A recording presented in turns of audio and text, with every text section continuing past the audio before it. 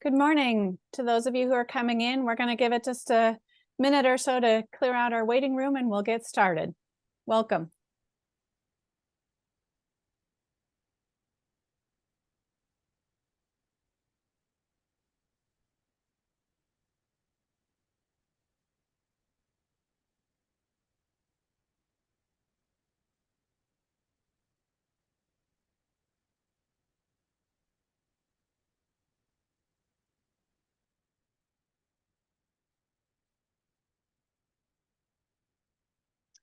Okay, we're right at 11 o'clock and it does look like folks are still dropping in. So I'm going to give it just 30 seconds or so before we get going. Welcome and thank you for joining us.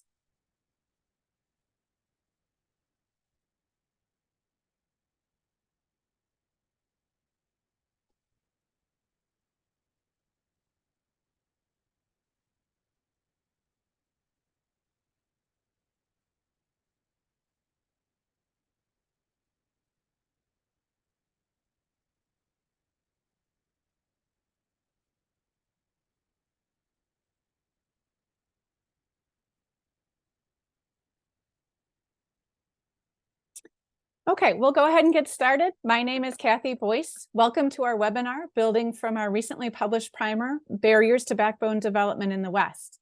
I am director at GridWorks for the Interior West, and I'm based in Denver.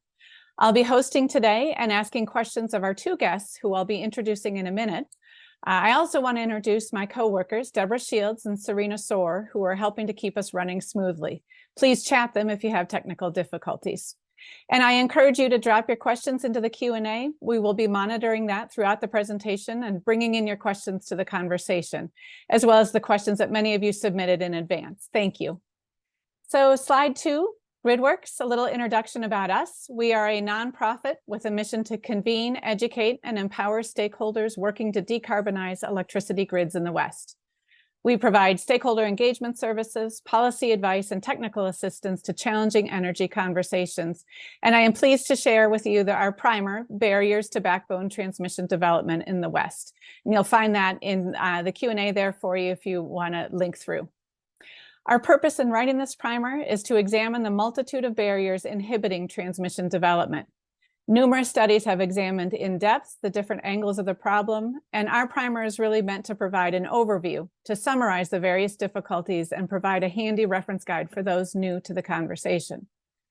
So our team today on slide 3, 2 individuals who really need no introduction. Rich Glick, former commissioner and chair of the FERC, where he led a number of key initiatives, including transmission planning and cost allocation reform, expedited interconnection procedures, market operation improvements, and extreme weather reliability protections, among many others.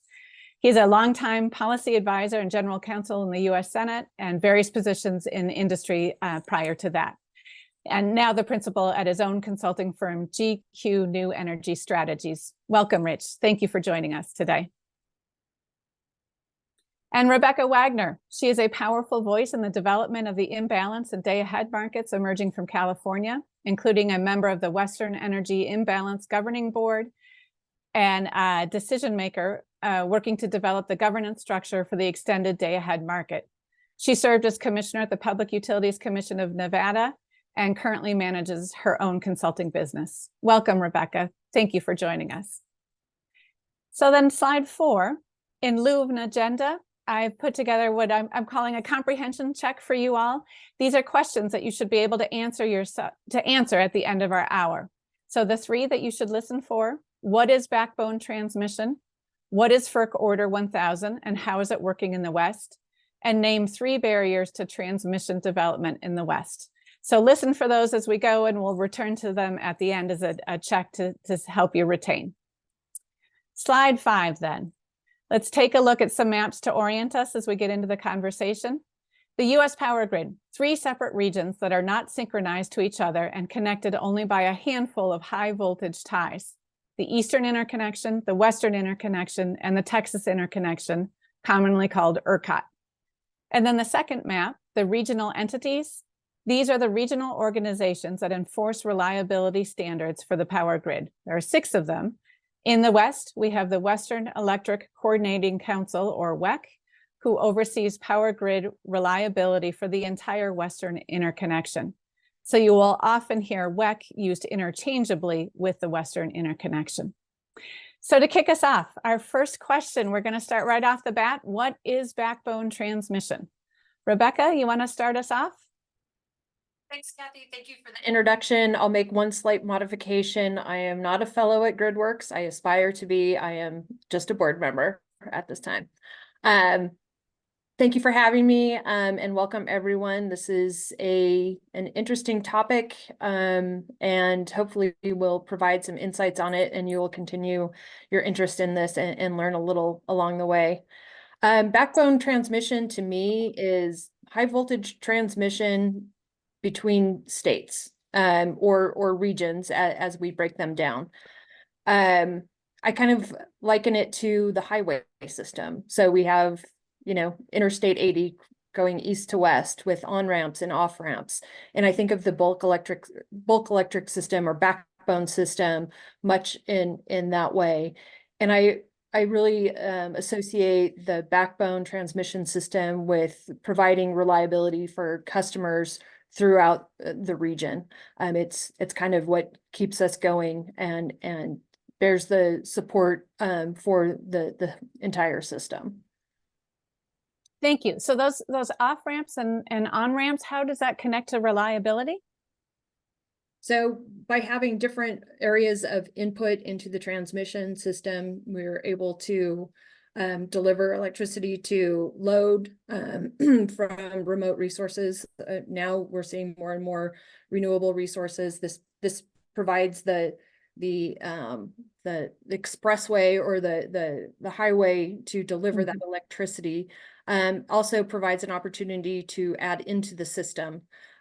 Where generation is sited, it can flow into the system and move towards load centers that are creating the demand for it. Great, thank you. Rich, why don't we bring you into the conversation? So differentiate for us on backbone transmission. What are the other types and how are they different from backbone transmission? To use Rebecca's analogy, which I think is a good one in terms of the interstate highway system, you have the interstate highway connecting everything, and then you have essentially, as you mentioned, the off ramps, right? And so that's there's transmission lines like radio lines that go from, for instance, a power plant to a substation, for instance. There are high voltage DC lines, essentially, that HVDC as it's known, that carry power. They're high voltage and they carry power long distances, but they're generally not part of the. They don't work in a way to allow you to move power around in a different region in a network. Usually from location point A to point B and so on. And then of course there's local distribution transmission, which is really just from the substation to homes and businesses. So to extend the highway analogy, could we think of the high voltage DC lines as almost like an Autobahn? And the backbone is the highway system with exits and entrances, and then the distribution grid is our local streets. Is that a fair characterization? I think so, probably the same speed as the Autobahn. But on those particular high voltage DC lines, the HVDC lines that we're talking about, there's a lot of them that have been built or in the process of being built in the West currently, and they don't operate in a backbone way, but they do provide a lot of benefits, especially to get power from remote areas in parts of the interior West to California, for instance. Great. And I'll just add on to the high voltage lines. It's a challenge because I think it's a one-way expressway. So it's going from point A to point B, and there's not flow going backwards. But given that, they also comprise a smaller footprint and they're highly efficient. So they're an important part of all of our grid, while not being necessarily considered part of the backbone with on-ramps and the off-ramps. So is there a difference between who might build a backbone versus these DC Autobahns?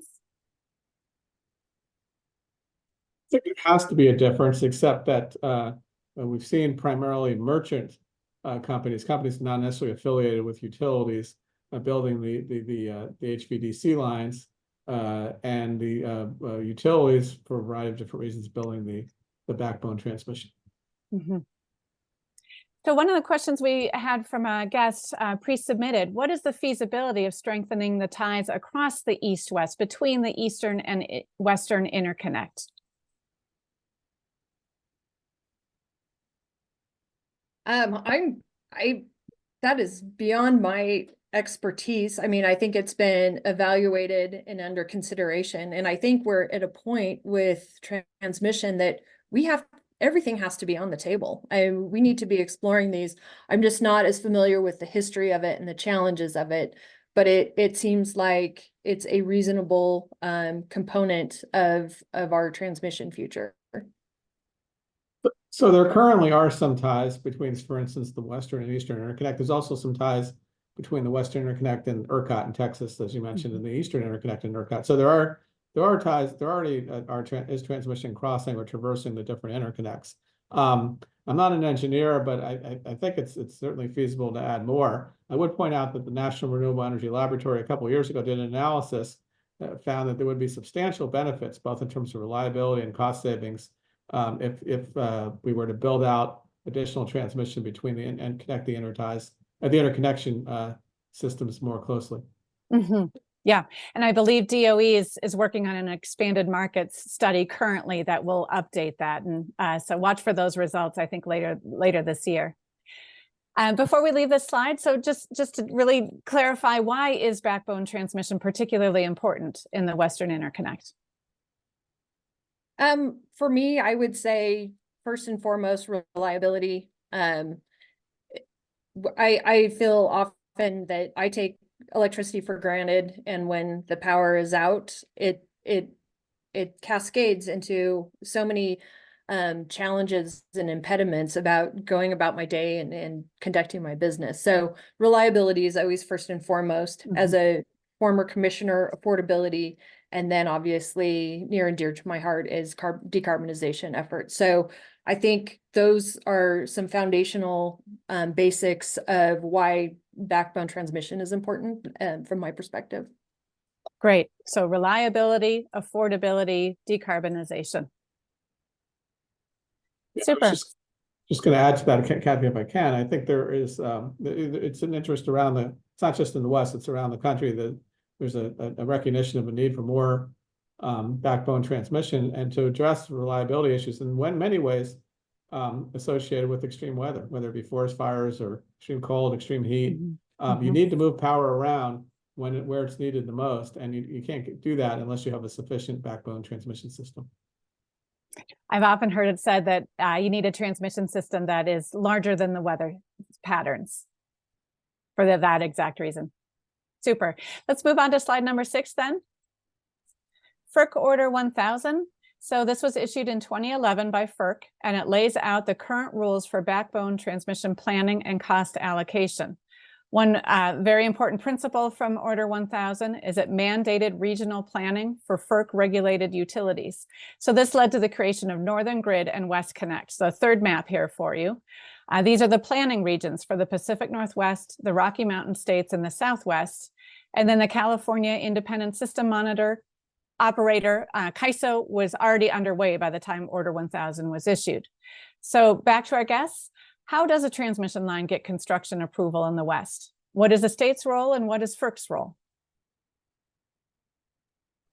Well, it depends where the transmission line is located. So for instance, transmission lines that traverse private land or state-owned land primarily are overseen or cited by a state, whether it be, if it's several states, those particular states generally have siting authorities. And if transmission is located on federal land, the federal government is responsible for the siting of that transmission. And as we know in the West, the federal government owns an enormous amount of land in the region. And so the federal government, federal agencies, whether it be the Department of Energy, the Interior Department, the Forest Service, is very involved in transmission siting. It takes a long time sometimes to get through those various agencies, but the federal government has the preeminent authority when it comes to federal land. And my experience has been based largely in the state, actually only in the state and not on the federal level. And I I'll be kind of a smart aleck and say we haven't had any transmission built under FERC Order 1000 paradigm in the West. So I don't know how it gets approved. But typically transmission within a state is brought forward by the utility through resource plans. And that's one component of it, determining the need and approving the project. And then through the Public Utilities Commission, at least in Nevada, and I think in a lot of states, has that final oversight of all of the other permitting and siting issues kind of roll up into a public interest determination made by the commission. But on top of, or not on top of that, but within all of that is your local siting and permitting that goes with it. So it's a daunting task, and there's certainly not a linear extension of how you would go through a project. Okay, so the public interest determination is made at the state commission level. So let me redirect to the planning forms that are highlighted on the map here. So West Connect and Northern Grid, what is their role in bringing forward new transmission? So their role is limited to planning. So there's no authority in terms of siting or funding projects. So basically, each planning region throughout the country, whether it be Northern Grid, West Connect, California ISO, or any of the other parts of the country, is supposed to, on an occasional basis, put together transmission plans, identify which transmission projects might be needed, consider the cost of benefits of those projects, but actually, and they could select projects to move forward, but they're not required to under Order 1000. The only requirement is that they actually engage in the planning process. And that has, and as Rebecca's pointed out, those regions have not actually planned transmission that necessarily led to construction yet.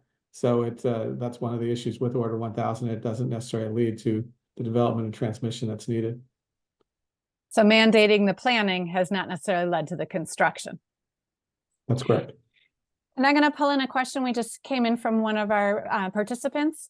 On the map we're looking at here before we leave the slide, can you explain the differences between the non-enrolled members and the enrolled grid members shown on the map? So I think we're edging into FERC jurisdictional and non-jurisdictional entities. Well, since I used to work at FERC, I guess I'll take that. So as I think most people probably know, FERC has jurisdiction primarily over investor-owned utilities. What that means is the commission does not have jurisdiction over municipal utilities, like rural electric co-ops, public utility districts, and the two federal PMAs in the West, which is Western Area Power Administration and the Bonneville Power Administration, which all of those entities own a significant amount of transmission and operate a significant amount of transmission in the Western region. So FERC, in terms of requiring entities to engage in regional planning, it only has the authority to require investor-owned utilities to do that. Now, there are a number of non-jurisdictional utilities, including the federal PMAs, that do engage in these regional processes, but they engage on a voluntary basis, not because they're required to. And PMAs, power marketer administrations. So these are the hydroelectric dams. So Western Power Administrator and Bonneville BPA. And Yes. we'll come back to that. It's a very complicating factor for transmission planning and cost responsibility. So why don't we move on to the next slide? How is FERC Order 1000 working? And we got a hint already. Recent report by Americans for a Clean Energy Grid. They did a comprehensive assessment of transmission planning and development, and they issued a report card.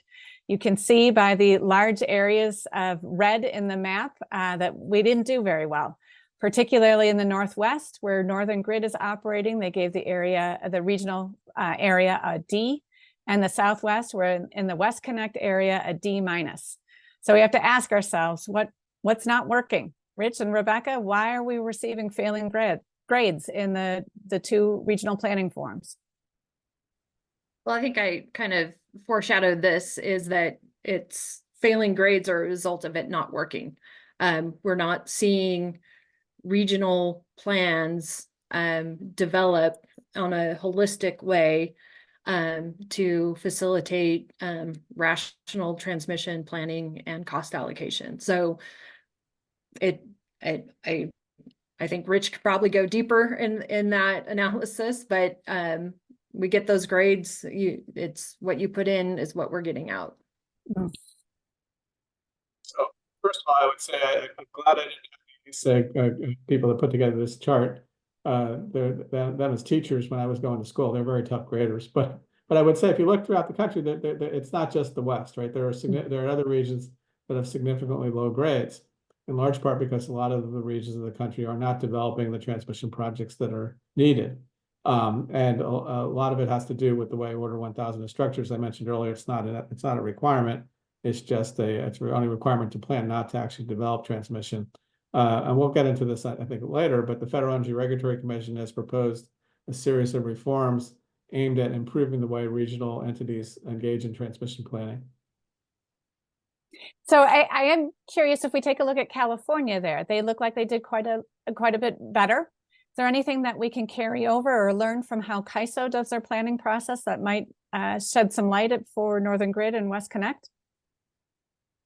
I'll take a first shot at that. And Rich, please augment what I miss. But obviously I work closely with the ISO, serving on the EIM governing body. So I do have inherent bias, and I am significantly impressed with their transmission planning team, and how their approach and how they've evolved their approach over time, rather than staying with the same planning methods that we've used over and over again and not evolving. They've continued to evolve, to consider multi-value, bringing multiple benefits together to consider them in a holistic manner rather than isolated.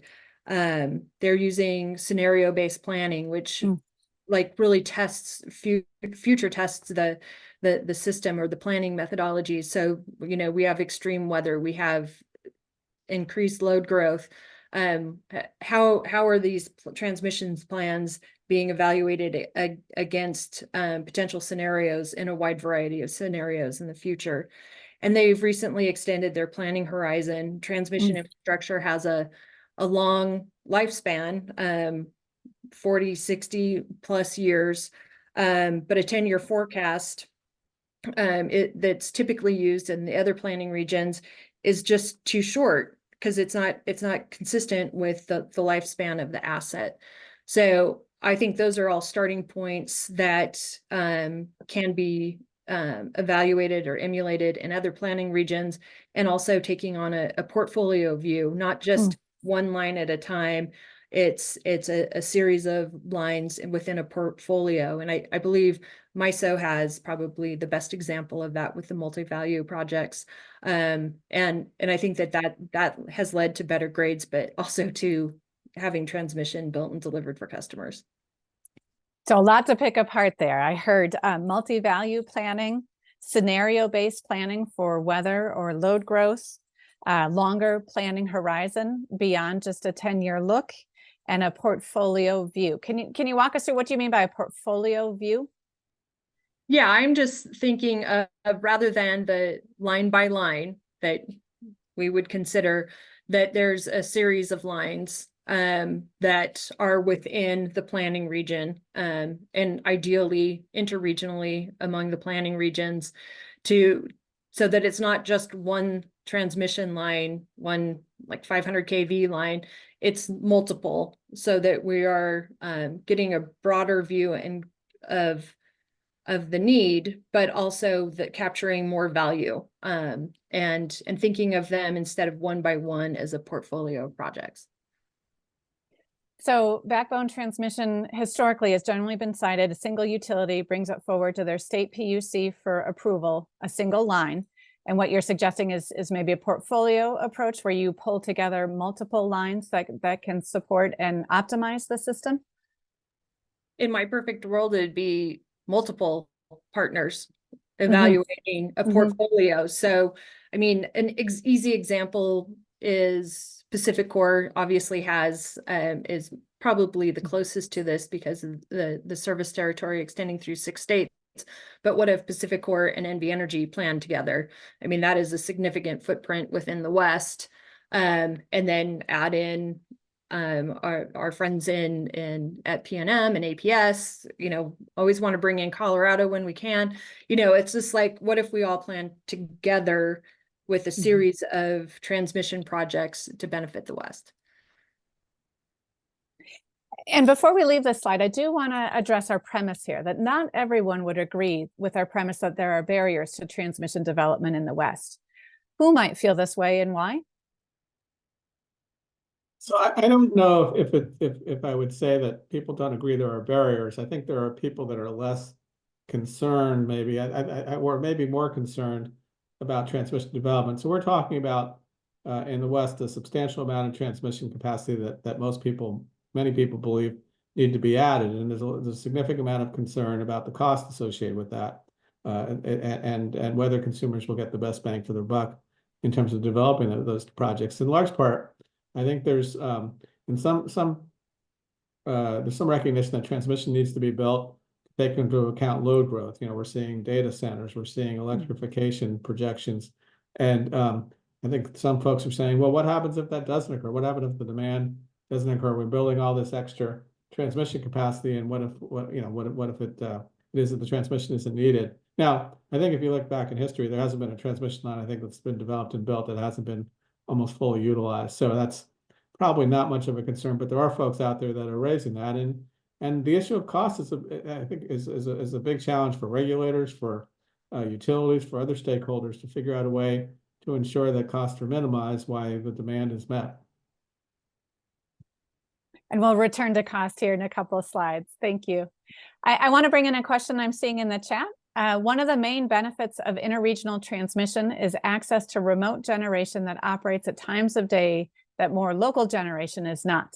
So it enables more efficient use of variable renewable energy resources and enhances reliability. What are your thoughts and reactions to that statement? I wholeheartedly agree. The bigger the footprint, the greater the diversity of resources and the benefit of different time zones. So, solar in Nevada is going to be slightly different than solar in New Mexico on a time zone basis. I would love for Nevada to be able to access more wind when the sun is not shining. So that diversity of resources and geography coupled with the time zone differences I think is critically important. And what would happen if that kind of access, if the backbone transmission isn't built and utilities just build within their own footprint for the variable resources? Any thoughts of what result we might get with that? First of all, you'd have costs would be higher because you wouldn't be able to take advantage of the diversity that Rebecca was just talking about.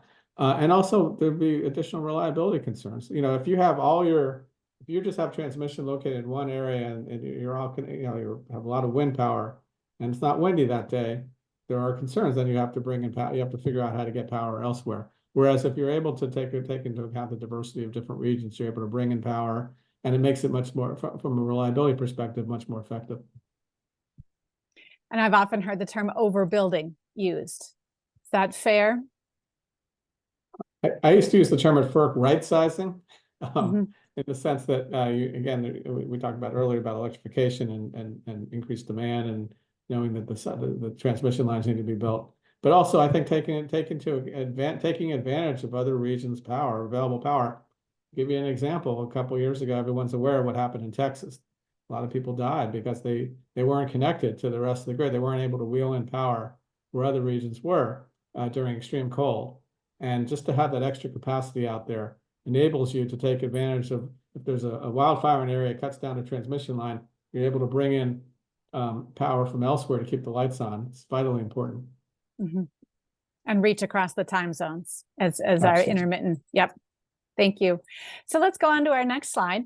And we've addressed this a fair amount, some of the shortcomings in the regional planning. So the FERC Order 1000, how it is not working. Rebecca, you spent a fair amount of time. You walked us through quite a few variables that I'm going to come back to. But I'm curious, you said earlier, what you put in is what we're getting out in these regional forums. So can you pick that apart for us? Sure. My understanding of the regional planning efforts is that it is the utility members who are for jurisdictional that are required to participate, bring forward what they have in their plans, those plans, along with data provided by WEC, which at times is not consistent throughout the region. That forms the basis of the analysis. And if there's any, I think it's such a singular static look at what's happening, and they're stitched together rather than really evaluated on how they work together, is, you know, if we don't have good plans that result from it, nothing's going to get built. So what we're putting in is just utility resource plans stitched together and clumped together as a plan. And that's clearly not cutting it. So I think, and that's no fault of the utilities or the planning groups. That's how they do it. That's what believe their expectations are. So we can't expect much to come from it unless we change that paradigm of what we expect from a plan. So within each utility, rate regulated utility, generally they do these integrated resource plans. That is a look into the future. What kind of resource, what do they expect as future need for electricity, and then future resources to meet it. So if I'm hearing you right, this bottoms up approach, I think it's been used, a roll up of the utilities plans that are then compiled at the regional level. Is that what you're referring to by a stitched approach? Yes. And that's problematic in so much as it's the bottoms up. We don't get that umbrella look to optimize across utilities. Correct. I think bottoms up planning serves a purpose, but if we are trying to evaluate the need across a broad region, like the whole entire Western Interconnect, bottoms up that are just a series of components of resource plans that happen to have transmission projects included in them, doesn't really capture the need and the potential resources to meet that need on a regional basis. So I'm a fan of the idea of looking at it from a top-down approach to get a better sense of, are we moving electricity in the places that we need to? Does this make sense? Otherwise, I feel like we're getting, which we see now, are states that build transmission within. Nevada is a good example. We have the Green Links project. It's a triangle within the state, but it doesn't really help us capture anything outside of the state that could be of benefit to Nevada customers. Now I'm going to go into our Q&A again. Can you give an example or elaborate on the multi-value planning that CAISO uses? I can't, because I don't know that they use I was thinking of multi-value projects. I think that at CAISO, they explore benefits that are greater than what the categories that we typically see are: economic, reliability, and public policy transmission. So there are a broader group of benefits that are being considered that help justify the need for lines, and that's why I think we're seeing lines that normally may not have been built, sticking in those structured categories, exploring the bigger universe of benefits. So those three pillars, the economic, reliability, and public policy, that's also coming from FERC Order 1000. And my understanding is it's become kind of a siloed view of looking at each of those benefits in different channels, but not necessarily across. Rich, is that a fair description? That's exactly one of the major problems with Order 1000 planning, in the sense, as you point out, utilities will sit there and plan for reliability. They might have a separate plan for economic, reducing congestion for economics, and then to address public policy. And the point is, there are, especially with regard to the backbone grid, there are transmission projects that provide multiple benefits. And those three, obviously, accessing remotely located renewables, reliability, reducing congestion, and the FERC. There's a proposal out there that FERC has, I mentioned earlier, that FERC has is considering currently, that would require transmission planners to take into account multiple benefits, to essentially develop their own list of benefits, to take into account the multiple benefits of projects, and essentially say, well, we might be building this project because there's a reliability need, but it also turns out that project provides significant benefits in terms of economics or helping the state to achieve public policies. And if you do that all together, as Rebecca pointed out, you're going to get much better projects because you're going to provide, you're going to develop projects that provide the maximum amount of benefits to the region. So taking a look at the multi-value benefits at a regional view. One question I want to, before we leave this slide, reconductoring is has a phrase that's come up quite a bit. Can you tell us, where does that stand in the process of reconductoring, of using either advanced controls or advanced materials to enable higher capacity lines?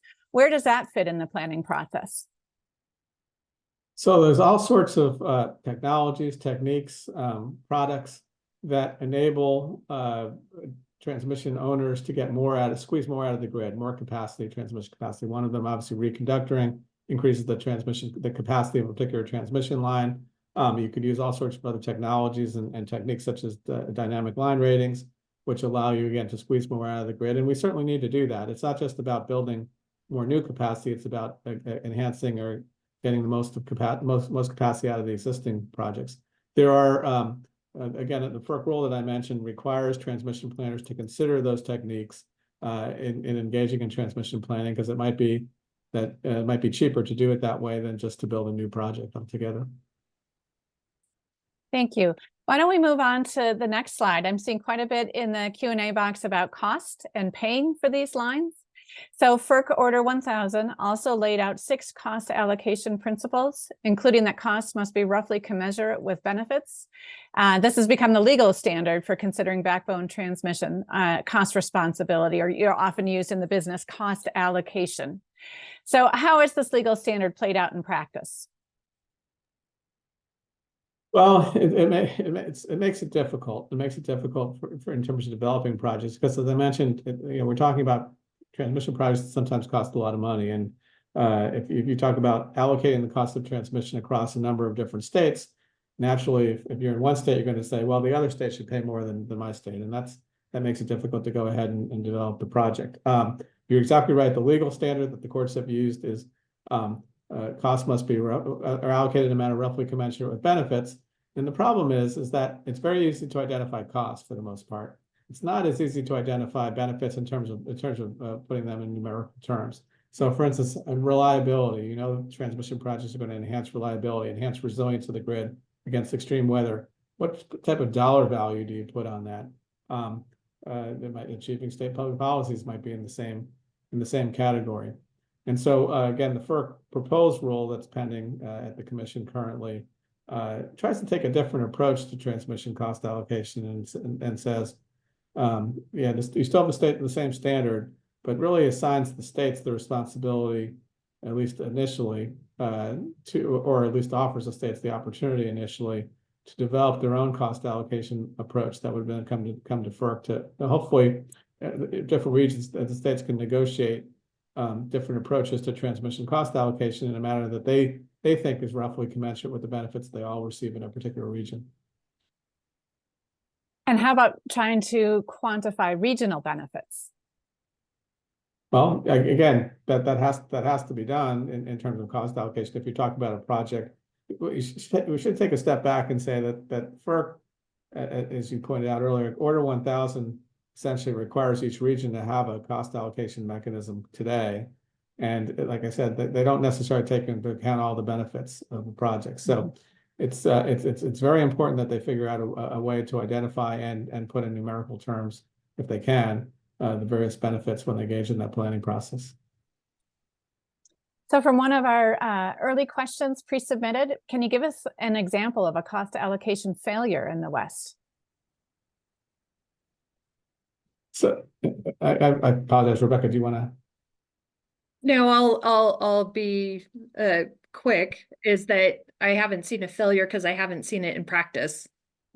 is like my simple kind of smart aleck answer. So I don't know. I've tried to think of examples under the FERC Order 1000 context, and there's nothing to go from. As more interregional transmission projects are built, and we think they're going to be built within the Western Intercact, for instance, intra-regional, but also interregional, I think the issue of cost allocation is going to become increasingly more important. Rebecca's right, there hasn't really been an issue to date. I would point out that a number of courts have pointed out that in whatever cost allocation mechanism that is developed and approved by FERC, FERC doesn't have the authority to require non-jurisdictional utilities, again, the power marketing administrations, the public power folks, to pay their share of those costs. And that is another way is inhibiting the development of transmission in the region, because the investor-owned utilities are saying, why am I going to put forward a regional transmission project where I'm going to get allocated more cost than I should because FERC can't allocate it to non-jurisdictional entities? I'm going to come back to that. That's a really key point, but let's on the cost allocation. So what I am hearing is that both Northern Grid and West Connect have cost allocation mechanisms on file at FERC, but they're untested, that no project has actually come up through the regional planning process. So these cost allocation mechanisms are in concept only. That's my understanding. Mm-hmm. So, Rich, let's go back to the public power, because I think that's very important and unique to the West. Why is the presence of public power particularly difficult and particularly a barrier for cost responsibility in the West? So I mentioned there's been several court decisions which have made it very clear that if you do develop a transmission project in the West, FERC doesn't have the ability to require public power entities to pay a share of those costs. Now they can voluntarily agree to do that, and we've seen that in other regions of the country, like MISO, for instance, where they voluntarily join an RTO and they agree to the cost allocation mechanism associated with that. But again, if you have a large number of utilities or significant amount of public power in a particular region, and there's no ability to ensure that the customers of those utilities pay their fair share of based on the benefits they receive from the projects, there's going to be a pressure on, it's going to limit the ability of regional transmission planners to move forward with projects, knowing full well that they won't be able to figure out a way to fairly allocate the costs. So those public power entities participate in the regional forums, but then they may not come forward with supporting the actual cost of the project. Yeah, they can voluntarily do so, but they can't be required to do so. Mm-hmm. Okay, thank you. And before we leave here, I've often heard the sentiment that some Western states are concerned about shouldering the costs of another state's clean energy policies. Can you elaborate for us? How does this create an impediment to transmission development? So we see this is an issue throughout the country where states that have aggressive carbon reduction goals, for instance, are in the same region where states that don't have a similar carbon reduction goals. And you hear states in those states without the clean energy policies say, why are you building this transmission to access remotely located renewable resources when my state doesn't need them? And why should I pay for the share of the cost of that? And that certainly has a chilling effect on regional transmission planning as well. I would say, as we talked about earlier, there are multiple benefits of transmission. It's not just accessing remotely located renewables. There could be reliability benefits. There could be the ability to bring in cheaper power, which obviously is a benefit, and that has to be weighed. In addition, as we pointed out earlier, you can't allocate cost unless there's some sort of benefit that consumers receive. So, but I think that the politics of it is such that it's been an issue throughout the country. Like I said before, it's having a chilling effect because there are states that are concerned that they're going to get stuck with costs that they believe are associated with meeting other states' clean energy goals. Do you think there's a role for state governors to play in advocating for new transmission? I'm a former utility commissioner, so I think it's the utility commission that should be evaluating this and working with their fellow commissioners, and in which they are. I am impressed with the set of Western commissioners and how they're coming together to work collaboratively to learn more about transmission expansion, cost allocation, and those challenges around them. Yes, the governor certainly can be a forcing function, but the challenge with transmission is that it can take a really long time. So governors' terms usually do not exceed 8 years, 2 terms. So yes, they can play a role.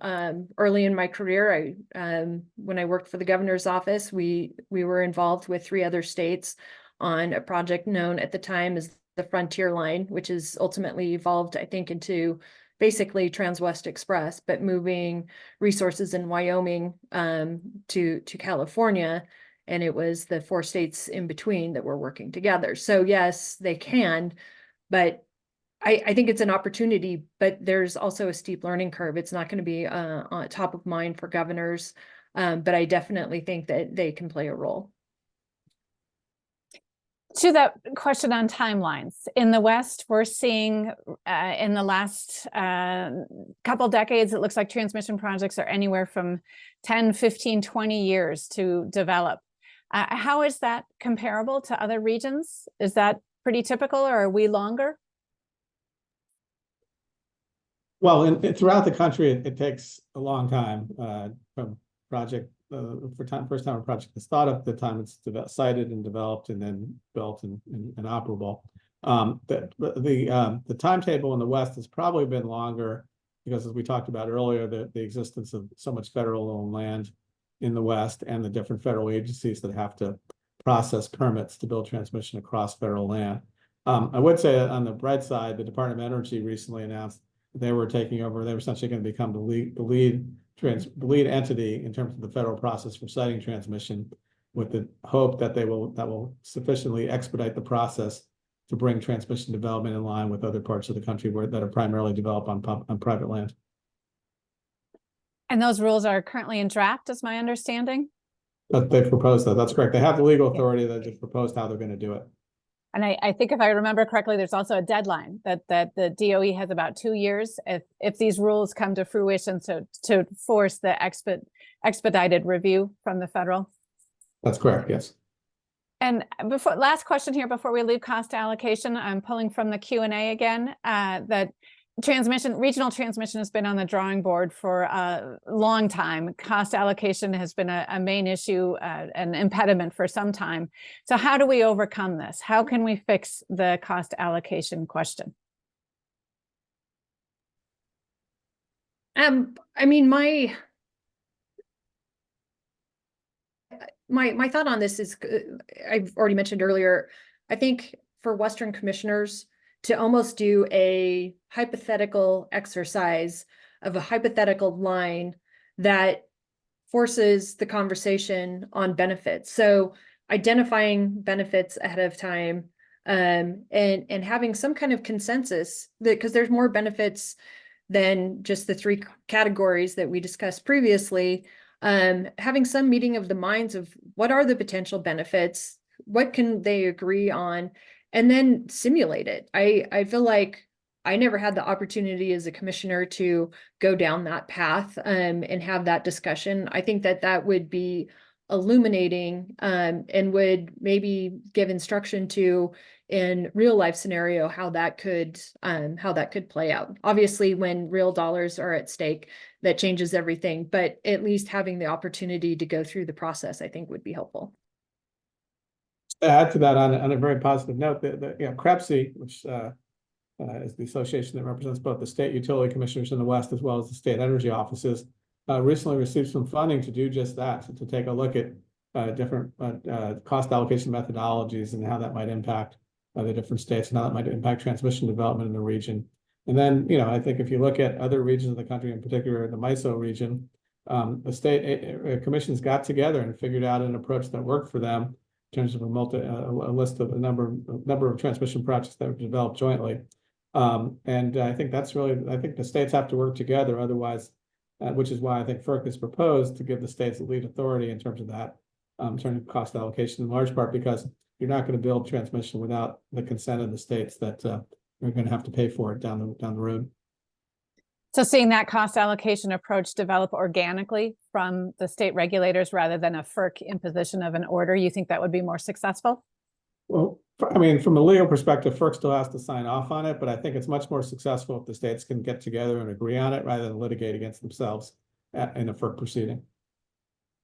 Yeah, thank you. All right, let's move on here to slide 10. The Western Interconnect, as you both have pointed out, is large and diverse. It spans over 2 million square miles, serves almost 87 million people, and the large portion of public lands. So we would be remiss not to highlight siting difficulties. These long transmission lines cross numerous jurisdictions, federal, private, lots of different permitting authorities. So how does this diversity create problems, particularly in the West?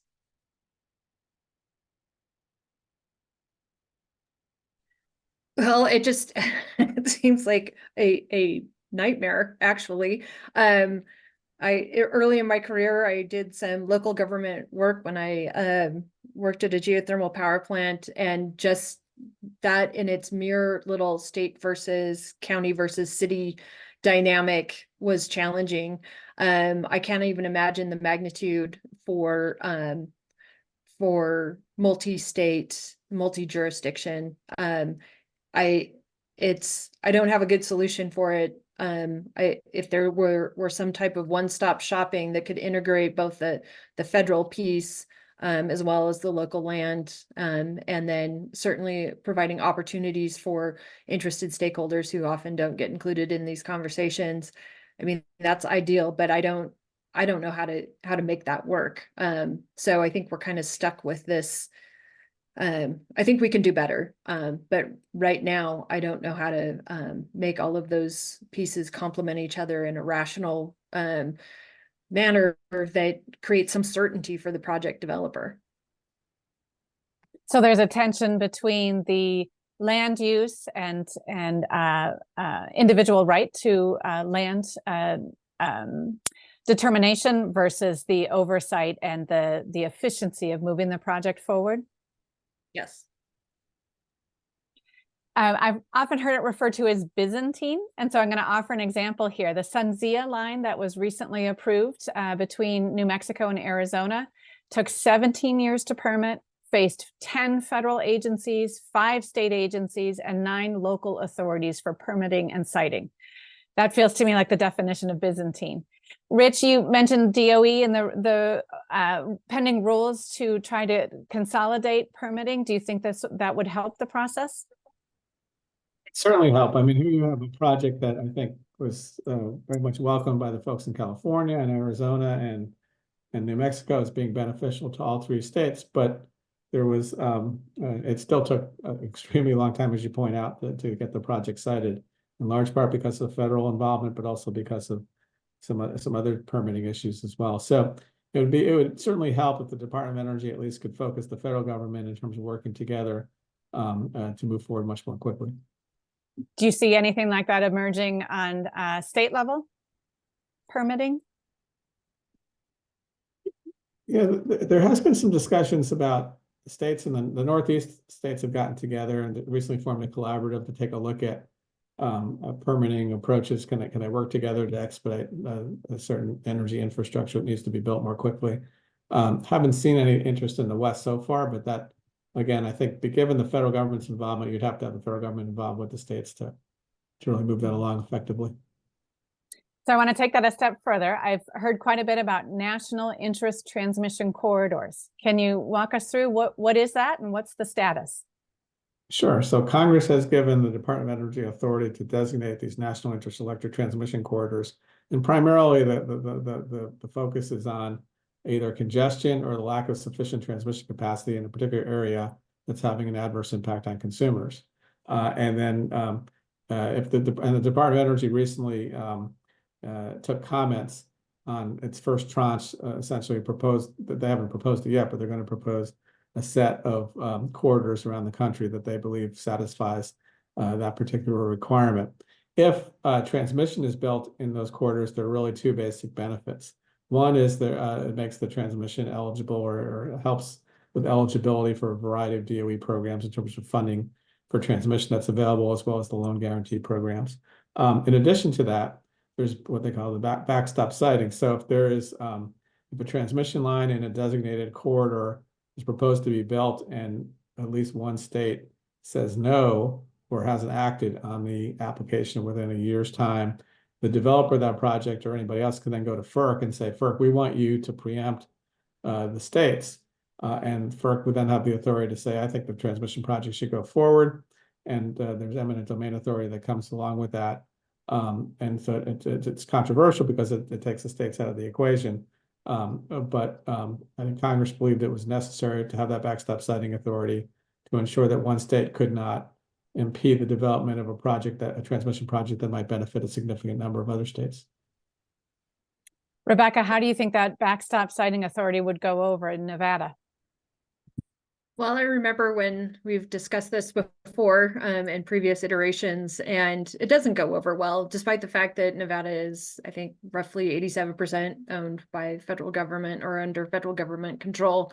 So anytime that there is a feeling like there is some infringement on states' rights, that becomes problematic. And while it'd be more efficient, I believe that every state would have concern about that. So I wouldn't envy, and I think FERC it has experienced with the natural gas pipelines. While more efficient, we certainly know that it is challenging. Highly controversial. Thank you. So in our last couple minutes together, I'm going to pull a few questions. So these are a little scattered around, so we'll just address those. First one, vehicle to grid technology will be here within a decade. What V2G impacts on backbone transmission are being studied?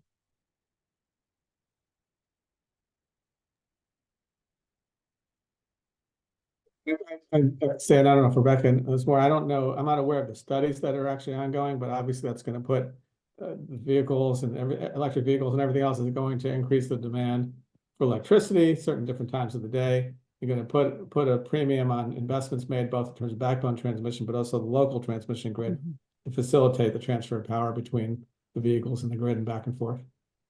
Would a vehicle to grid actually touch a backbone transmission? Well, I don't think so. I think it would touch the distribution system, is my understanding. Again, I'm not an engineer, but I think that's the way it works. But again, it puts more demand for electricity, just having more electric vehicles on the grid, and that therefore there would be more demand for backbone transmission as well. So maybe back to our scenario planning that we heard about at the beginning, as load increases from something like vehicle to grid or high electrification in homes, it's going to put more need into the system. And so we need to think about that as we're doing our planning of what if our electrification future is much greater than what we're plotting now in our planning processes. And I just want to do one quick counterpoint is that it's not just one way. Vehicle to grid also provides input into the system. So managing that, I think has tremendous potential, especially in states with large solar penetration like Nevada and California and Arizona, having that ability to manage charging and discharging in a way that's beneficial to the local distribution system, but the overall system grid. And in our last few minutes, I do want to address, I'm seeing a couple questions about equity. How would transmission corridors work with tribal nations? So if I can just speak to this, I'll try to be quick. At FERC, when I was at FERC, Rebecca mentioned earlier that the commission already has authority over siting of natural gas pipelines across the country. And the issue of equity comes up quite frequently. And quite honestly, until recently, I don't think FERC focused sufficiently on it enough. But if the siting agency is FERC, if it's a different federal agency, if it's a state agency, there really needs to be a recognition that, one, you have to try to take into account what the impacts might be on the folks that live in the area or worship in the area. Secondly, you have to make sure that there's sufficient participation in the various public meetings, but also other meetings that go into that essentially take place before the project siting decision comes before the agency that's responsible for siting. So it's a very important issue. It's not an easy issue. But I think that's going to be carried out when FERC issues rules, for instance, on its backstop siting authority. Would those, as a sovereign nation, would those backstop rules apply to tribal lands? That's a great, I honestly don't know the answer to that question. I'll have to check on that. Yeah, something to think about. All right, well, we are up against time. If we could go on to our last slide.